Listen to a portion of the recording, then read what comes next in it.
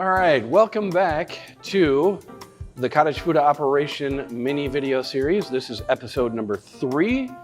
Today we're going to talk about limitations. I am your host, Jay Allis, and let's get to it. So, the CFO has certain limitations that you can and cannot do that are built into the system. Before we get into the overall CFO limitations, I would like to strongly urge you to check for program updates. The original program, when it came out, has evolved over time in a number of areas and looks and feels different than it originally was.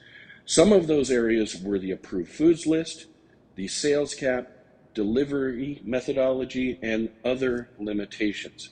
It is crucial that you check not only when you are creating your CFO, but from time to time, once you have it, to see if anything has changed. The first limitation I'd like to point out is the sales cap.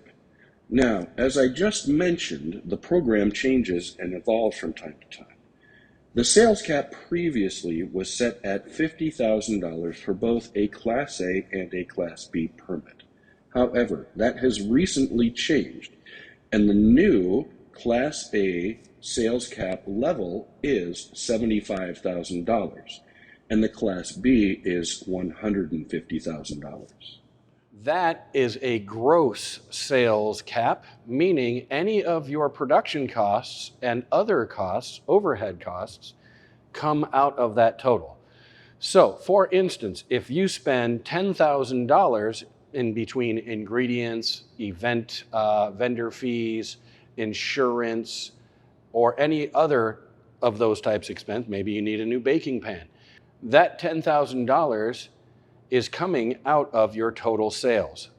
So obviously, the less it costs you to make your product, the less it costs you to run your business, the higher your profit margin. The next limitation that I'd like to share with you is employees. As a CFO, by state rule and county rule, you are allowed to have 1 employee for your business. However, that does not include household or family members. If you so desire, you can conscript your husband, your wife, your daughter to help you with your CFO, and they do not count towards your employee cap. What I mean by employee is actually an I-9 W-2 employee that you pay and have on the books that has workman's comp and unemployment insurance benefits, etc. However, household members and family members can be used. You can also use children 12 and above as employees for your cottage food operation. Another limitation that you need to adhere to, and in some cases the most problematic for some people, is the delivery aspect. This is another aspect of the CFO program that has recently changed. Previously, you were only allowed to personally deliver your product to the end consumer, be that consumer an individual, a group or a company, or a retailer. Now, while that might still be your primary means of interaction with your customer base, you can now also utilize shipping such as mail or UPS or FedEx, and use third-party delivery services such as Uber Eats, DoorDash, Postmates, etc. But provided all of those activities take place within the state of California. You're not allowed to sell out of state or ship out of state. That would be interstate commerce. There is permits and licensing for that, but it would not be a CFO. I do want to say, however, though, that you can make online sales. You can set up your own domain name, you can set up a Facebook and an Instagram page, all 3 of which you can make sales online through. Another requirement of the CFO is the fact that your primary kitchen has to be the focus of your operations for your CFO. So what I mean by that is your home kitchen, your primary home kitchen. If you have a second kitchen or a mom suite or something like that, or a garage that has a converted kitchenette in it, you cannot use those areas. It has to be your primary home kitchen. And it has to be in the house in which you live. There are also prohibited areas that you are not allowed to use for your CFO. One of them would be the garage. You are not allowed to store any equipment or ingredients or finished product in the garage. One of the reasons for that is the fact that garages do not have as tight controls on rodent and pests as your normal house does. Also, there are vehicle emissions and fumes and heat and cold issues oftentimes, as climate control is not available in garages typically. Another area that is off limits are bedrooms.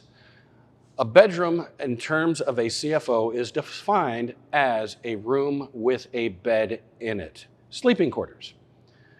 So you can use an office that used to be a bedroom and would fit the real estate definition of a bedroom, but you cannot use it if it also has a bed in it.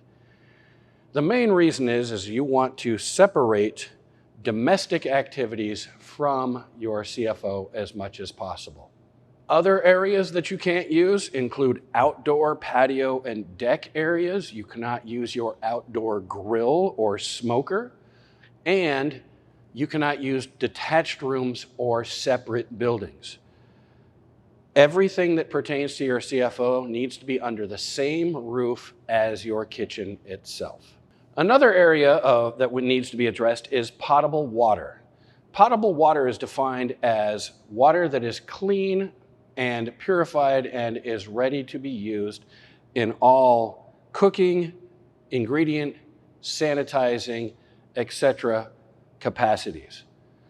This particular portion won't apply to most of you because most of you are going to be on city water, and city water has already been tested and approved to be used as potable water. Where it gets a little bit tricky is for those of you who are not on city water and are on some sort of private water source. That could be a well, a spring, surface water, or something of the like. In those cases, you need to get your water tested and approved in order to apply for your cottage food operation permit. Those are the main limitations as it pertains to a CFO, but there are other concerns that you need to think about. For instance, you are not allowed to do domestic activities while in fact you are trying to produce and operate your CFO. So if it's CFO cookie baking day, don't be cooking dinner at the same time. Don't be doing laundry or ironing or washing or scrubbing the counters or any of that, vacuuming. Focus on your CFO. Part of the reason is because dust particulates could be flowing up in the air. You could have cross-contamination issues between what you're cooking for dinner and what you're making for your CFO, etc. So don't entertain guests while you're doing CFO, unless, of course, your guests are employees of your CFO or helping you with your CFO. Just everybody these days likes to focus on multitasking. If you're going to run your CFO, focus on your CFO. Try not to multitask.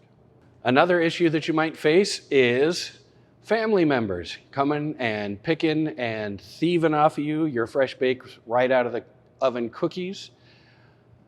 Essentially, you want to watch out for what I call less than clean family members. If your family members come in and they haven't washed their hands, or they're bringing in plates and dirty dishes from the meal that they've been eating in the other room, or any of that nonsense, try and curtail that as much as you possibly can. Again, cross-contamination issues, health risks, etc. Another item is smoking. If you're going to be operating your CFO, do not smoke. Take it outside. Wash your hands when you get back inside. Vaping. Do not vape inside. I know some people will argue that it's non-toxic and non-hazardous, but you're touching your face, you're touching your mouth, etc. You need to be washing your hands, and vaping smoke can affect the flavor of your food. Some of those are very candy and fruity and all that stuff, and you put it in something and you don't want that aspect in there, it will affect that flavor. Please just take it outside, come back in, wash your hands, prep yourself back up, get back into your CFO. Another one these days that's pretty easy for everybody to avoid given the circumstances of the world for the last couple of years, and that is disease and illness. If you're sick or ill, just don't work on your CFO that day. Take a break. When you feel better, then come back to it. Otherwise, who knows what could happen, and you certainly don't want to inadvertently make somebody sick. Another area of concern is children and pets. So, this can be a safety hazard as well as a quality issue. If you have pets, I myself have 3 dogs, 2 of which are long-haired dogs, and I swear every couple of days it seems like we've somehow grown a 4th dog with the amount of hair that they shed. The point being is if you're operating a CFO, you do not want that in your food. You do not want pet dander floating around in the air, etc. So the best option is to keep your pets out of at least your kitchen, if not outside, or definitely in another room. But don't let them wander through the kitchen because they bring a lot of fluff, in my case, with them. Kids are also a concern. You do not want infants or toddlers in your kitchen. This is not only a health issue. Babies are cute, but oftentimes can be messy. But it's also a safety issue because, for instance, you've got a little infant, toddler, whatnot, crawling behind you while you're trying to pull those cookies out of the oven, and the next thing you know, you're tripping. A terrible circumstance would be that you have molten cookies falling on you. A disastrous situation would be those molten cookies falling on your baby. That would make you feel terrible, and let me tell you, the baby would tell you that he or she is not happy as well. Thanks for watching along. My name is Jay Allis. You can contact me through my email address, which isjallis, JALLIS, @iesmallbusiness.com. You can call our office at 951-781-2345 and ask for me, Jay Allis, and I will be able to help you not just with the CFO, but any other food industry needs you might have. In addition, you can go to our website at OCIESmallbusiness.org. OCIESmallbusiness.org. Thank you.